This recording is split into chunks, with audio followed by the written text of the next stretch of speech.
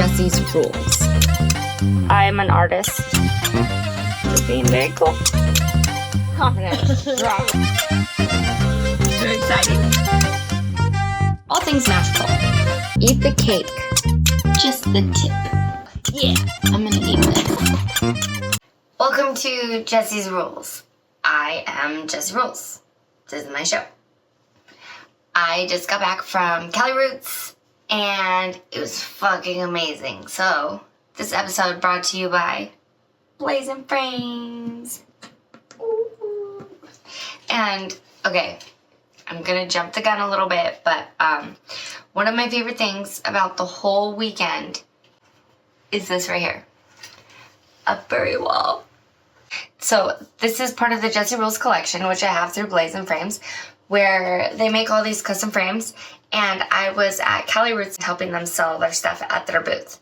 Lisa and Sam joined their Facebook page, Blazin Frames. I drew the logo, and that's kind of how it started. They had an extra wristband last year, and I joined them, and I drew their logo, and I just, ever since, have been working with them, and I like to help them do whatever they need help doing. And they do the fucking lightning, they electrocute the shit, and they've got all the fancy woods. How hard do you like your wood? You can pick your hardness. The harder the wood, the less veiny it gets. Then they have a Jessie Rules collection, which honestly, it just makes me feel so fucking cool. This is part of the Jessie Rules collection. See, it has the tentacles, and it's very nice and sexy, and it glows in the UV light, not just in the dark. You have to charge it with the UV light. And Lisa makes them into pin boards. You can do pin boards or frames. And this is squishy, and it's very, very soft and furry, right? And so she put the thing on it, and we hung it on the wall. And it's a music festival. And they're just in a different state of mind, like Jeffrey, where they just want to touch something soft. And so people who would come in, you could say, stroke the furry wall. Now, Lisa did not get it. She didn't fucking get it. For 2 days, she let me talk this nonsense, touch the furry wall. Would you guys like to stroke the furry wall? Stroke the furry wall. And everybody did the same giggle. Ha. And then they would touch it, and they liked it. Especially people, you know, who were Jeffrey. Because sometimes you just need to touch something really, really soft. And Lisa didn't get it. It's a Dirty Head song. It's one of my favorite Dirty Head songs. Burn Slow. First night we met, I was tripping balls. Jeffrey shit when I touched these walls. These are the walls. Get him to the creek, there's a specific scene where he's like, stroke the furry wall. And he's all yelling at him, and he's like, okay. And it makes me laugh. And also, it's just beautiful and hilarious. I'm going to hang it in my house. It's gonna hang up, and people are gonna stroke it. Stroke it. And it's gonna be beautiful. Yeah, it's a Dirty Heads lyric. Jeffrey shit when I touch these walls. Burn slow. It's like the first line. So, Lisa, as your homework, turn it on and listen and make more furry walls and sell it as the Jeffrey shit. This is Jeffrey. That shit made me laugh. It was funny as fuck. Oh, I forgot the rest of my costume. Actually, no, I didn't. I didn't want to put them on because you'll see in the reflection, where am I? In front of a toilet. Which gets to the other part of my episode. What happened while I was at CaliRoots? Whoa. Thanks, Kyle. So, I didn't put makeup on because I was gonna wear sunglasses because American Weed Co. gave us a gajillion every day because we were there every day. And I have kids, so I was like, yeah, I'll bring them some weed glasses because I'm a mom like that. But, I didn't feel like staring at my toilet or having you guys stare at my toilet. I'm already staring at my toilet. I was at CaliRoots. It was fucking amazing. That booth is amazing. Sam and Lisa are amazing. I can't even tell you how many people stopped by just to express gratitude and love. Just love. There was this one guy, and I I can't really remember his name. I don't want to say it wrong. I'm not even going to say a name because if I say it wrong, it would take away from the magic because he deserves only his own name, not a wrong name. And he stopped by, and last year after CaliRoots, Sam and Lisa, they brought a lot of frames last year. Like it was their first time. They had just started and they just fucking went gung-ho. And they've done a few shows and festivals since then, and so they've learned a fuck ton of things. And this year, it was more about the setup, and they had specific frames they were willing to sell. They were including certain specific prints that they own. Last year, instead of like taking all of the frames home, they gave some away. And they were so happy to do it because they make them, and they were like, you know, we're getting into it, and like, it's okay. And there was this one guy where like Lisa tells the story best, but like Lisa was saying, she just kept seeing him stare at it and stare at it. And he's like, man, it's my whole paycheck. That's my whole paycheck. And she's like, I've worked at a place like that. And that is your whole paycheck. And that's fucking stupid that's your whole paycheck. And so at the end of CaliRoots, they gave it to him. They fucking gave it to him. And he was so happy. He was so happy. And when he saw them there this year, he melted. He melted and he cried and he made all of us cry and he made the people next to us get all teary-eyed even. And it was like, dang, like that kindness has lasted all year, and every time he looks at it, it's extra magical and like, dang. I don't know fully how to explain it. Like there was just a couple of us there.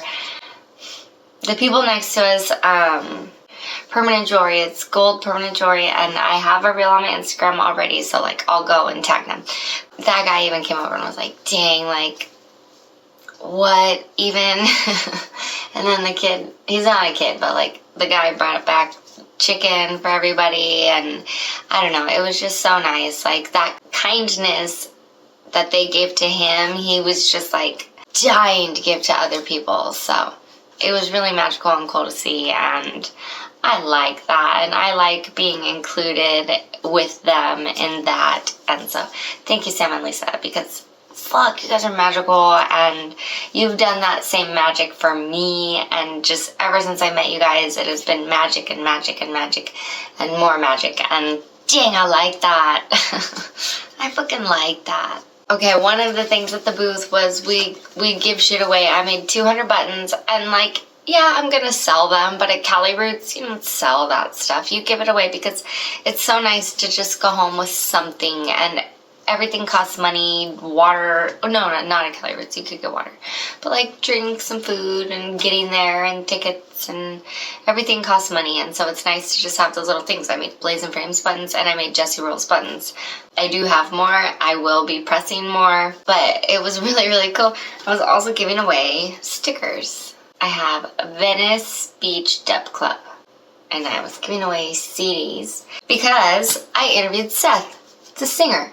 I was giving away his things, and that was one of the things that I said, like I asked him, I said, do you want me to pass stuff out? I'm going to CaliRoots, and he said yes, gave me a whole huge stack while I was interviewing him. So I'm going to stop my rambling for a second. I'm going to start slicing away old drywall. I thought I was going to get away with just doing like a little beep, beep, beep. But I think I have to cut that whole piece off. Fuck, yeah. Damn it. Yeah, I have to cut a whole rectangle. Stupid Kyle. Fucking Kyle, man. Alright, I'll be back. And please enjoy this interview. He says he gets really deep, and like, also it's not that deep, because it is just what it is, and like, it's very nice. And we've been seeing him like up on stage at Sea Legs and Tiki Bar for years and years and years. Not years and years, for like since 2020. And it's cool to finally see him sing his own music with his own band and be fucking stoked on it. And he is fucking stoked on it, and like, he's got us stoked on it, and a whole bunch of people at CaliRoots are fucking stoked on it too. So if you've got one of these at CaliRoots, tag them and tag me and tag CaliRoots, because fuck, why not? Enjoy. Okay, I am Jessie. This is my show, Jessie's Rules. Who are you? What do you do? And how will we know you? I'm Seth from VBDC, Venice Beach Dub Club, and I be making the musics. What kind of musics? Vaguely reggae stuff of all description and genres. Have you been on a break? From Music. not at all, no. I've been making a ton of music, but we just played our first live show in a long time, and hope to do some more. In how long?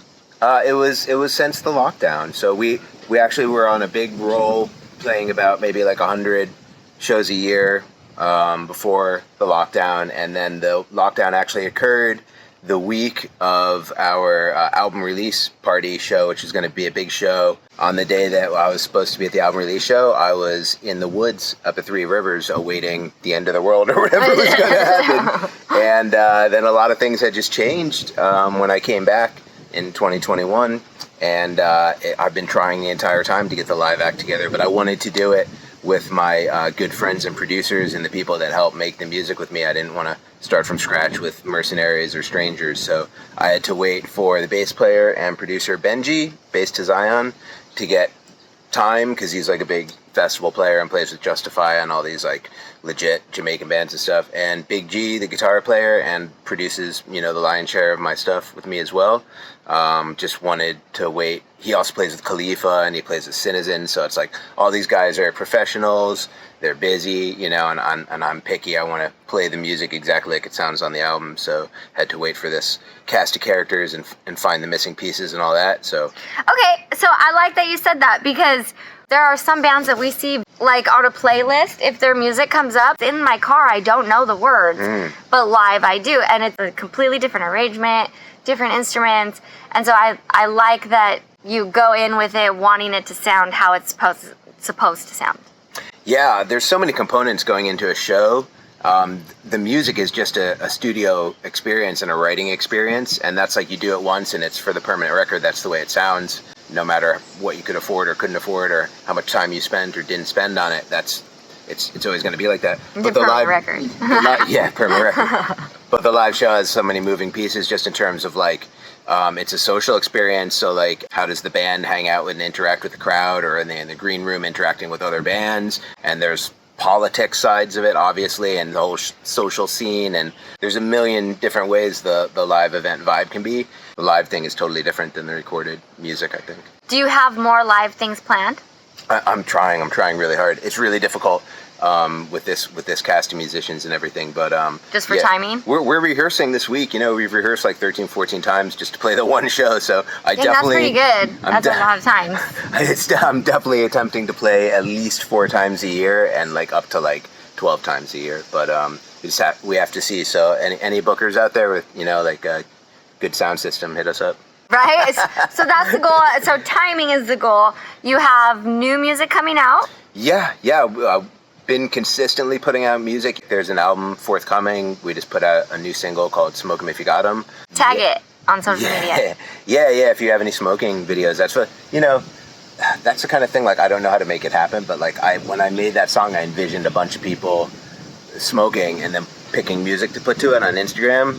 Like, that was kind of like how I envisioned it, but I don't know how to build that bridge, how to manifest that, you know. I can manifest the music, like if I can hear it in my head, I'm like, I can do this and get it out there. But in terms of like manifesting results and how people receive it and interact with it, I need some kind of a manager or something. Well, you got to do a music video where you put it out there and say, I need everybody to take a video of themselves smoking something and then passing it to the right, and then you string that whole music video together, and then all of those people who get to be in your music video will be like, we're going to share that Can shit. I hire you? Yeah, there you go. We got this shit. That sounds like a good idea. I don't have that skill set, you know. A funny thing that I think about a lot is like, people will say there's more opportunities than ever now as a musician, because you can distribute your own music, you know, and you can market your own music, and but you know, that is a totally different talent and skill set than making music. So like, we might be losing the people who are like the most pure artists on the music side, and like kind of like filling the gap with people who are like pretty good at music and really good at marketing. Yes. And I've even seen Spotify is amazing. Thank you, Spotify, for these opportunities. Here's how you work with Spotify. Here's how to use Spotify to your example. I'm like, this is like a public speaking thing, and like some kind of like it's just a totally different talent set than the set it takes to songwrite and make the music. So it's like, if you have to be able to do both of those, we're going to lose the people that are just like autistic geniuses who are making the best music but have like no interest in marketing or social or any of that stuff, So I think it goes in cycles, so it's not like music's going to die or something, but it's kind of in a point right now where it's like so political and so social media driven, like what you have to do and what can succeed and what can't, that it's like, I think we're losing a lot of like the fun and the purity of just like songwriting and making whatever kind of music you want to make, I make my own intros and outros and stuff like that because I do parodies and just fake shit, and that I don't consider it real music, but I found samples yesterday of some of my very favorite songs and bands, and I was just like, these motherfuckers didn't come up with that. They bought the sample off the internet the same as my regular ass can do. Bullshit. And it kind of ruined the magic for me because I was like, dang, I know how I've never even heard of that. Like, what is it? Like, people are buying loops or yeah. And so it was like, I am like, I don't know the correct words for it, but yeah, it was like I was downloading loops on the internet so that I could make my own music, because I'm in that same position you were just saying. I have every job is my own. I do the recording, I do the audio, the video, I do the editing, I do the promotion, I do the reels and the social media and the clips, and I do, if I ever make it to merch, that'll be my job too. I do all of the logos and the graphic design, and then I have to also pay my bills because none of that shit pays bills. And then you have to sleep at some point too. And by the way, I don't sleep. There's no like expectation of like income either. It's just like money is going out doing all this stuff. And like, this is the best time you can do anything. It's like you could always just spend all your money doing anything, but eventually you want to get like some of it back so you don't starve, Yes, like you have to pay and eat, but like I'm at the point where I've stopped believing in money. None of it even touches our hand anymore. It's not even real. It's all just digital transactions. You will own nothing and you will be happy. It just blows my mind. I don't know. That's just not even real. Yeah, it's not even real. We're going to. I'm sure you heard of this. We're going towards like a rental economy where no one owns anything. Like every time you go anywhere, it's a ride share. Even your own house is just however long you want to sleep there for. You just set it up on the app. You know what I mean? It's like no one owns anything, but everyone has access to everything. I don't know if it's any better or worse, but that we're going to go through like it's worse. It's all worse. All of it's everything worse. seems worse. I'm like almost 50, so to me it's like, oh, there's kids now. I try to like, remind myself of that. Things are always changing, man, but definitely I'm going to be maladapted to that. That's when I'll be in the woods in my hermitage, you know what I mean, eating moss. Eating moss. You can still produce music from the woods. There's a great line from a Tribal Seed song from their truly great album, Represent. There's a song called Moonlight, and he goes, we don't need to play for anyone, and he's like, we're playing for the moon and the stars and the end. Like, I don't remember the lyrics, but he's just jamming, playing for like the ocean and the birds and the stars or whatever, and he's like, we don't need to play for anyone. And I always thought that was so beautiful. There's a Dirty Heads lyric too. I would do a play every day for the birds then. Right, it's a beautiful lyric. I wonder if anyone really feels that way. The message and the art is its own entity separate from the artist. I grew up listening to the best songwriters ever: Neil Young, Joni Mitchell, Crosby, Stills, Nash. Those guys say the dumbest things. I don't love them any less for that, but their music is exactly the same to me. It doesn't. I don't feel different about it. It's not sullied to me. Yeah, I can understand that one. What is the purpose of your music? Actually, I used to think about it that way, that like I have to get these important messages into like catchy songs so that people will be singing along before they even know what they're saying. They're agreeing with these things and learning things and stuff like that.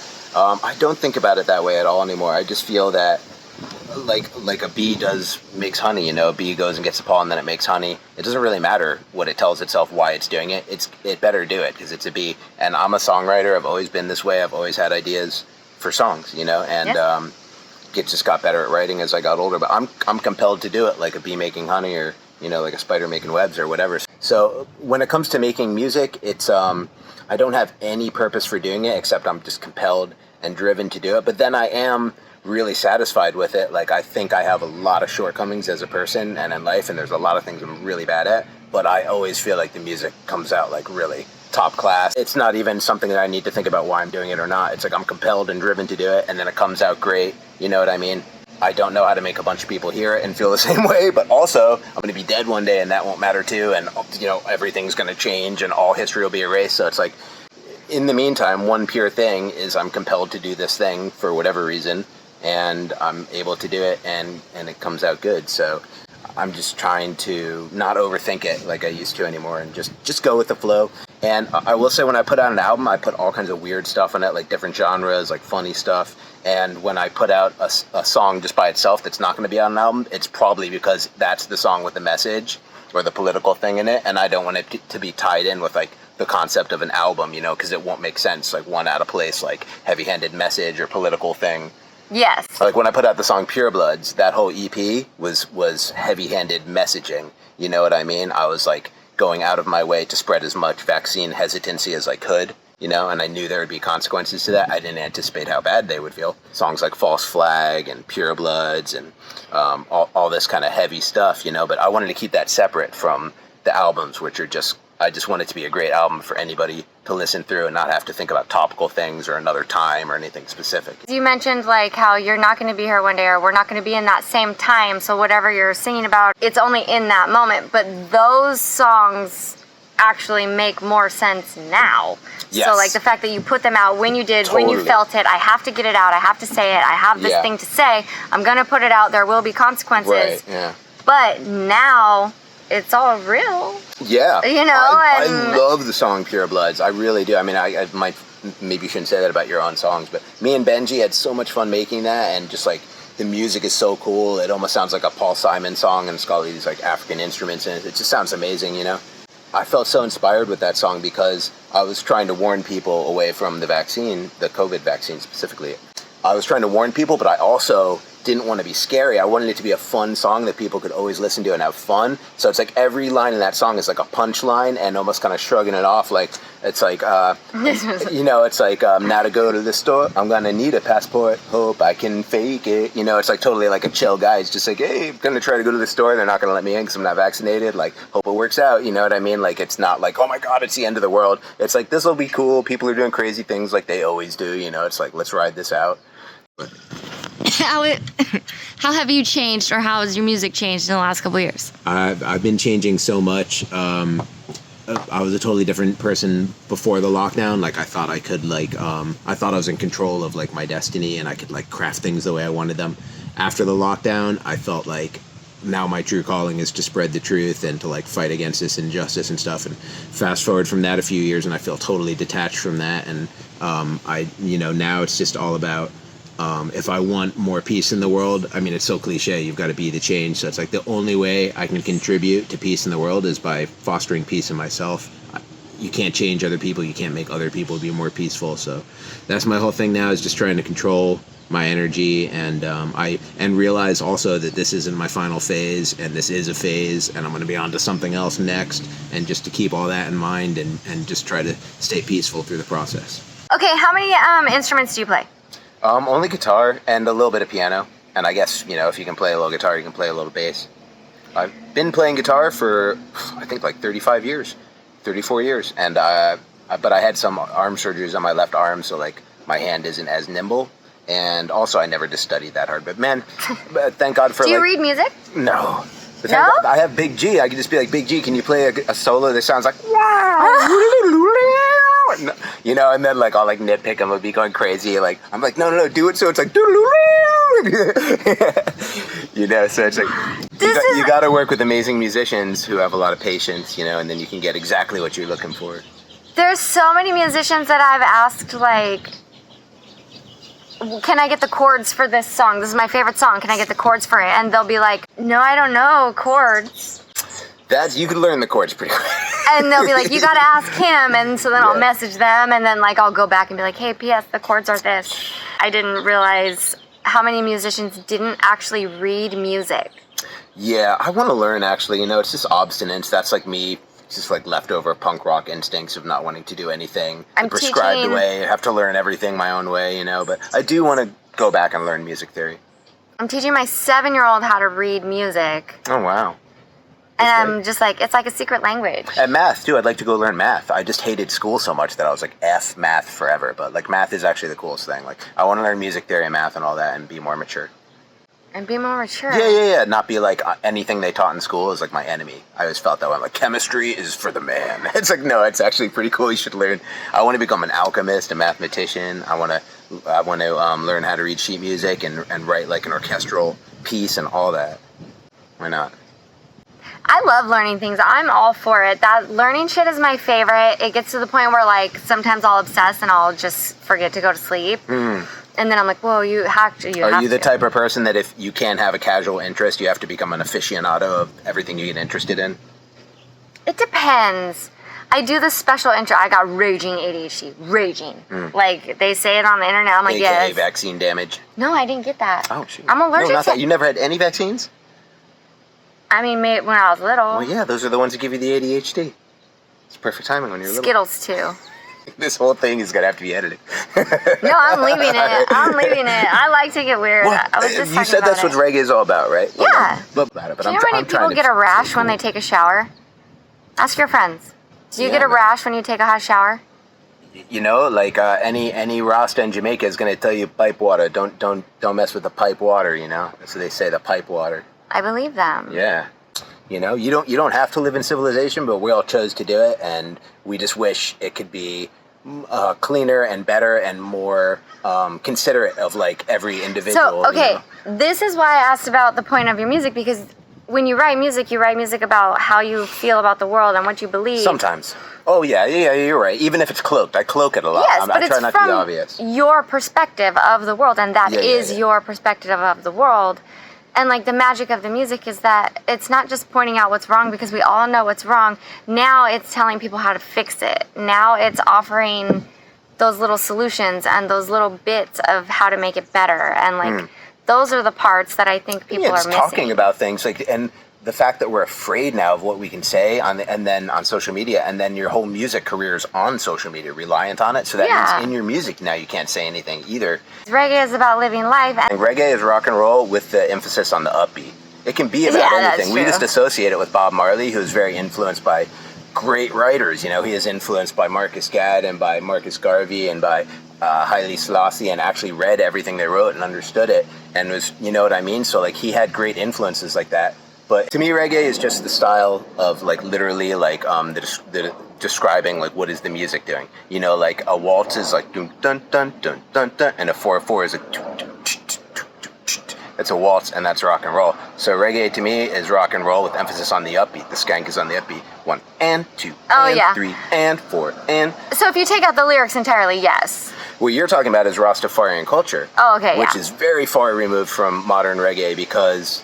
So reggae is the music, not the words. A lot of people are going to disagree with that, but who are they and who am I? This is your interview. This is just my opinion. I'm not saying I'm right. I'm just saying to me, and I used to feel the same way. I thought reggae was all about telling the truth, but then different people perceive the truth differently. So that can be very frustrating, you know what I mean? But reggae is just a style of music. The subject is whatever the person speaking says, you know? Saw some band just came out with a song called Cancel Culture, so I was like, people are doing some stuff, you know, and I got canceled this year. I've been canceled so many times in my life. I've been canceled in multiple different industries and social groups and Fuck. Me too. That's okay. You're not even. What are you even doing in 2024 if you haven't been canceled once? That's like you've never had your heart broken. You know, it's like you're not even really trying or living. You got to go out there and get your first cancellation. Everybody, you'll be fine. You want to know one of the coolest things that happened to me this year? Tell me. A natural spring popped up behind my house. That's amazing. I know, right? It was so fucking cool, and I showed my kids, and they didn't even care. Wow. They were like, yeah, it's mud. And I was like, you motherfuckers. It's free water. It's mud. There's mud right here. This is a rock, and there is mud coming out of the rock. Do you guys not care? Got an aquifer down there, real clean water. Don't you want to drink straight from the aquifer? Ooh. And they didn't even care. And I was like, bro, natural springs right here in our backyard. And now there's tadpoles. Oh, my God. That's the joy of adult life. Is like my squirrel friends and, you know, the little wild animals around my house and stuff like that is like, that's like the thrill of my life. Like I'm always, if you were to ask me how's today going, I'd probably tell you what happened with the squirrels, you know? Yeah. So I have this little juvenile squirrel that almost died. He had like a whole square of fur ripped off of his head. I don't know what happened to him. I just seen him hiding under a bush, a little juvenile squirrel, and missing a whole patch of fur and couldn't move. And I brought him a peanut and he was like missing some teeth, could barely eat it. and brought some water and stuff, and then he disappeared. I actually called animal services, and they came, and they were like, no, we're not going to try to catch him. It looks like it's better to leave him in nature. I was like, all right, you're the expert. And then didn't see him for a couple days, but then he came back, and he's knocking on the door for nuts, and now I see him every day, and he's the greediest for nuts, just has to eat the most nuts, and he's going to be forever missing this black patch on his head.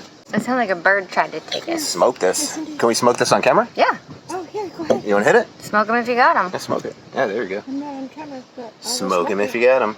So what is your next song you're releasing?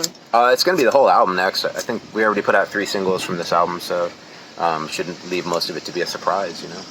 I like that. I like albums. I like albums. Yeah, I love albums. That's a whole lost thing, you know? The whole experience of the album. On vinyl, you know, you put on the record and it's just turn off the lights and smoke a joint, you know what I mean? How can people support you? Just share the music, I would say. That's all I really care about. I just want the music to get out there and get around. And I've got a bunch of good music videos that pretty much no one sees on my YouTube page. All the links are in my Instagram. I love music videos. People do not appreciate music videos as much as they used to, and I am pro music video. So we already planned his next one. It doesn't have to be the official music video, but we're making a social media music video for Smoke 'Em If You Got 'Em, where we're all going to pass to the left side. Oh, I didn't even understand that concept. That's cool. So it's like you're passing it to the next video? Yeah. I didn't even get it. I mean, You it told doesn't me have that to be. before? I feel like you never even told me that. I didn't get into details. I don't even remember hearing that. That song is a fun song because it's not like...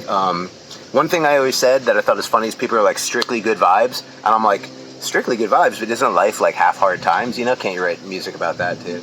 Hopefully less than half. Hopefully less than half? I don't think so though, because yin yang has got to be half dark, you know? No, it doesn't have to be half dark. It just doesn't have to be all...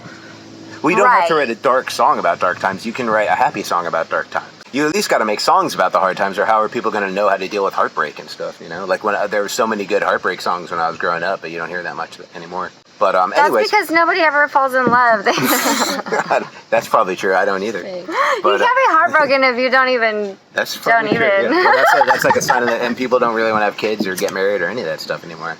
But I wanted to say, smoke 'em if you got 'em. If anyone listens to the lyrics to that song, it's a song about dealing with like life and frustration and how weed can help, like in an honest way. Not like weed is the magical healing tree that everyone should always be smoking, but that life gets hard and you know you want to cope with it, and sometimes you need a little help, you know. And if you can't, maybe what you really wanted was a hug or a vacation, but you're sitting in traffic and that's not happening. But you can smoke On the 405. Don't smoke and drive, I guess. But yeah, on the 405, you know. And you can smoke them if you got them, and you can be like, I need a little bit of help to get through this situation, which I'll get through either way, but I don't want to let this negative vibe take me over, and I'm not currently Christ consciousness, the Buddha, where I can just totally discipline myself. So it's like, in this instance, I'm going to accept a little cheat code, a little help, you know what I mean? And smoke them if you got them. And I love it for that, you know. It's my favorite plant, it's my favorite flower, it's my favorite smell, it's my favorite flavor. So it's a wonderful, beautiful thing, but the truth of the matter is sometimes you need it, you know? Sometimes you need a little help. Yeah, I rely on it. It helps me get off of baskets full of medication. There you go. The first single I ever put out, the chorus says, I'm not an addict, baby, but I got needs.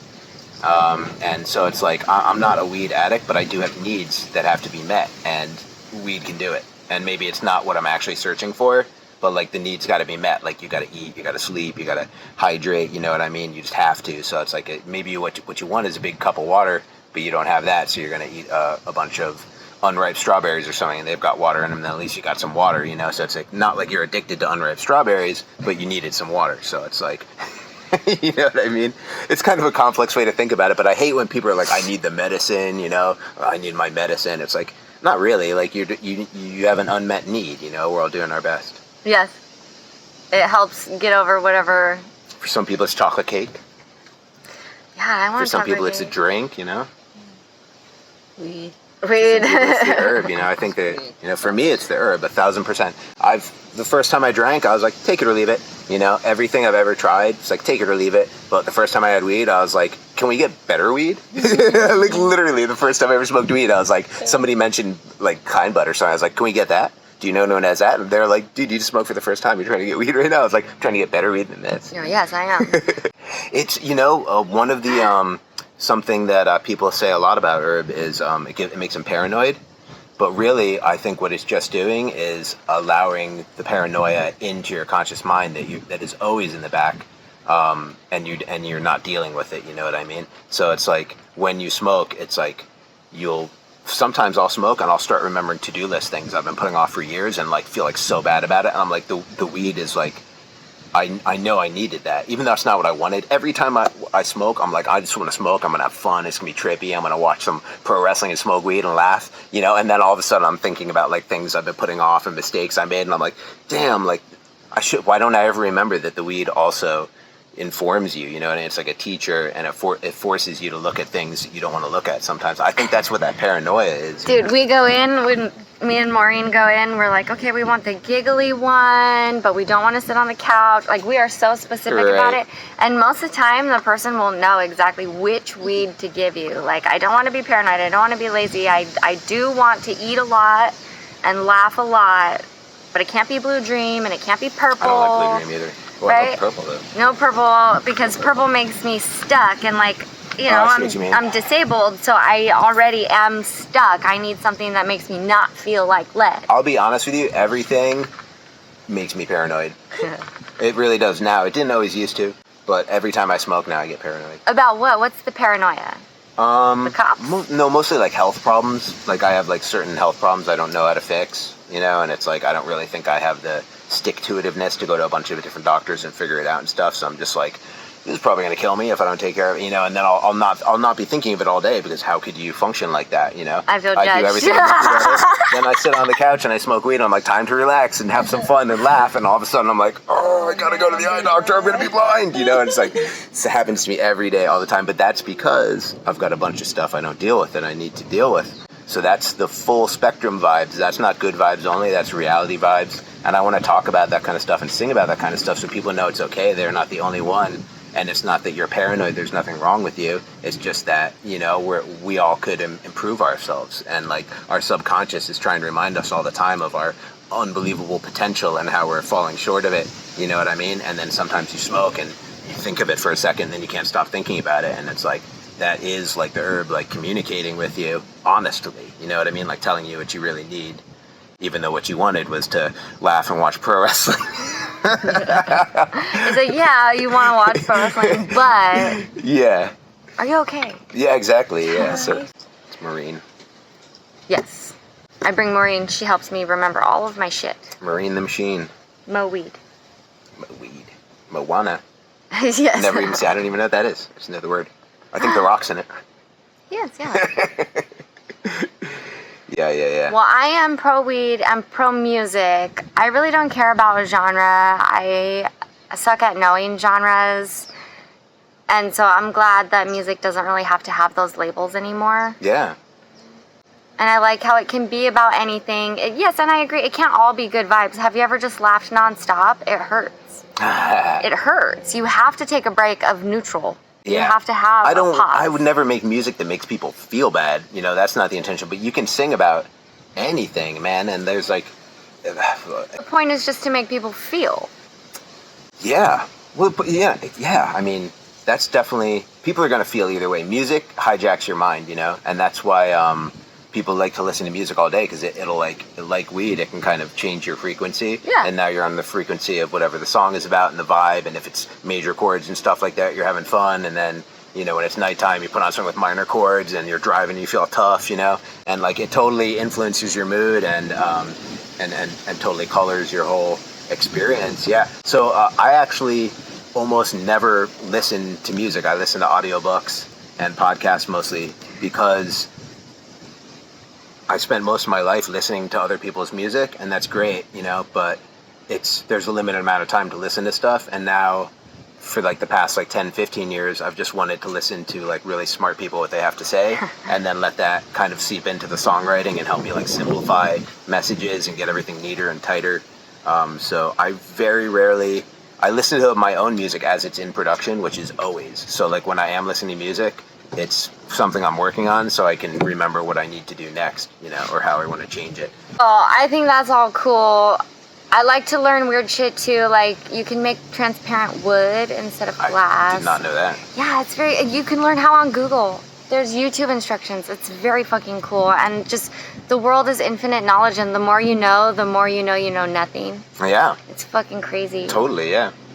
So it's like, who knows what you're doing as a songwriter? You know, you keep your opinion about it changes every year. But that's what music is for, is because not everybody can know the same thing, and music carries a message. That's the point of like fairy tales and nursery rhymes. Like those are all demented and fucked up. But the point is to make people remember. Yeah. It's to make people remember, and that's what music is for. It helps us remember whatever the message is of the song, whether it be something political or just to love yourself or let's go dance and move. You know, the message is there to feel in the moment, and that's cool. Yeah, absolutely. Even with no words, the music transmits whole scenes. Yeah. Even if you had someone that had never heard music and you just put on like a really sad, bittersweet song, like they'd understand like, oh, this is kind of sad, you know, and then you put on like a march or something and be like, oh, this one's much happier, like even if they had no context. It's the vibrations. Even people who are deaf, who can't hear, they can still feel it. They can stand next to the speaker and feel it. I love standing next to the speakers when I go to shows because I have problems with my joints and my bones, and like I want to feel them shake. That feels good. I had TMJ that was cured by like not even real sound bathing, just someone with one of those sound bowls, and that like totally cured my jaw problem. Then you'll have to try. I got a whole body problem. Like instantly too. Like it was so funny because I was just at the end of a yoga class. The teacher would do the sound bowl, and everyone's laying there chilling. And for me, I felt like it was deafening. I could feel my eardrums like distorting. So I was actually blocking my ears. And she's like, I've never seen anyone block their ears to this. It's like a pretty mellow sound. And I was like, I know, I stand in front of big amplifiers and it doesn't even bother me. And she's like, try relaxing into it, you know, maybe it's your jaw. And then I heard super loud crackling, and then I felt like my jaw release, and then the sound didn't sound disturbing anymore. It's just like passing through. But like the sound is actually like getting stuck and trapped in my jaw. Weird, because I hate those things. I hate them. I don't like those sounds. They make me go, ugh, and I would love to get like a giant kettle-sized one and just like sit in it to see if it heals my whole body. Yeah. It only works for my jaw. I still have tons of other do busted it and parts. let me know. Okay, so where can people find you online? Instagram, Venice Beach Dub Club, or my Linktree, VBDC, and YouTube, VBDC. So I guess that's the best part, Linktree/VBDC. Okay. Do you have merch? Yeah, I do have merch, but it's not currently online. It's in crates in my garage. You can totally have some before you go. Yeah. So, like at shows, do you take merch? I took merch to the last show, yeah. I got stickers and a CD. Nice. There you go. Yeah, there is some merch. If anyone wants any, just DM me, and if you're in California, or if you want to pay the shipping price if you're somewhere else, I'll go to the store and I'll send you some merch. Cool. Find them on the internet on Instagram, Linktree. Linktree/VBDC, or if you don't already follow on Instagram, that's where I do all my social media type stuff, pictures, videos, all that cool stuff. Venice Beach Dub Club on Instagram. Cool. Yeah, man. And YouTube is VBDC or Venice Beach Dub Club. It'll come up either way. Hell yeah. All right. Well, thank you. Thank you. Animal? Oh, yes, very fast. Sorry. If you were an animal, what animal would you be? I think a squirrel. Oh. Yeah, I never would have said a rodent until a couple years ago because that's not very majestic or sexy. I would have said something cooler, but I think a squirrel because I'm fluffy and cute, and I'm very paranoid. I hide my nuts around. I'm worried about hawks and other big birds, and Very paranoid. Like to nibble on nuts. Yeah. Okay. That's a good answer. I don't know if I've ever met a squirrel. There you go. Poison dart tree frog. Probably. Oh, poison dart tree frog. How many unicorns and dolphins have you met? Dolphins, butterflies? yes. Unicorns, none. Okay. I would also, my other option would be a toxic butterfly, like the kind where. Ooh, how about a phoenix? Yeah, I would be that. I would be a Phoenix rising dragon. from the ashes. Yeah, pick a real cool one. Yes. All right. Okay, bye. Okay, so I stayed up late and I cut drywall, and I will be finishing my bathroom today. But I wanted to come back and just give a few more little bits about CaliRoots. It really was amazing. It was fucking fabulous. I worked with Sam and Lisa. I was a vendor with them. I'm going to move this. And one of the magical things about being a vendor is that you get to know the people next to you. I feel really bad. I cannot remember the soap company that was right next to us. I'm going to go through my pictures. I know I got a picture of it, but the guy running that, like day 2, I dressed as in my pineapple. Get up, I have pineapple pants and I have my pineapple jacket, and he walked up to me and he handed me a pineapple soap and he was like, you need this. If I had a ramen soap, I would have given you that. And then on day 3, I wore my naked man bathing suit, and he was like, okay, well, I didn't bring it, but I do have a dick soap. And oh man, I laughed so hard. And it's really good soap. They had it in the bathroom at CaliRoots. If you didn't go in the porta potty and you went in the actual bathroom, they had some in there and it was really nice. The other side of us, we had, I'm going to tag them. I want to make sure that I say it right because it's permanent jewelry. It's permanent welded on jewelry where they can do bracelets or rings. And so at one point I went over there. I wear a lot of rings, okay? And like, yeah, I was smoking weed and high and ridiculous. And like CaliRoots, I don't know. Like when me and Lisa get together, we just say shit. Whatever's in our head, we say it. And the other one is like, oh yes. So I go over to this booth and I'm like, all right, you guys do permanent jewelry. I've been thinking it all weekend. What the fuck is a permanent ring? Is that just a ring that's too small? Because I got some of those. And she's like, okay, so it's not too small because it's not squeezing you. It's permanent because it's trapped behind your knuckle and it won't come off. So technically, I do have permanent jewelry, but because I have knobby knuckles. And I was like, oh, okay, that makes sense. And they can do chains and stuff, which is what makes it different than just putting on a ring that's kind of snug. And she was like, we could do it on anything. And she goes, let me see that. And she takes my pipe and she decorated it. Oh my God, it's so adorable. This is the best fidget spinner I've ever owned. Like literally, I just do this. I just flick it. I keep it in my pocket and I do this in my hoodie. This is the coolest thing I have ever had. I didn't even know what to say. And people make fun of this pipe a lot. It's a mushroom. It's a mushroom tip. And a lot of men are like, we don't want to hit it because dick jokes and, whatnot. And she put a cock ring on my little dick pipe. It is so fucking cute. I love it so much. I wanted them to do this for everyone. And she literally was like, man, I should have thought of this on Friday. I should have thought on this on Friday. And yeah, yes, ma'am. Yes, ma'am. Do this, offer this. Like their booth is so beautiful and so clean and just like organized, and the colors, they had like the fucking matching hoodies even. Offer some weird. Throw some weird in there because damn, I would pay for weird. I do weird shit. I'm into weird shit. This is fucking cool. This is beautiful. And like, I don't know, CaliRoots, people just walk around with bongs and pipes all over the place. Go get that shit blinged. You and your bong can have matching bracelets. That's adorable.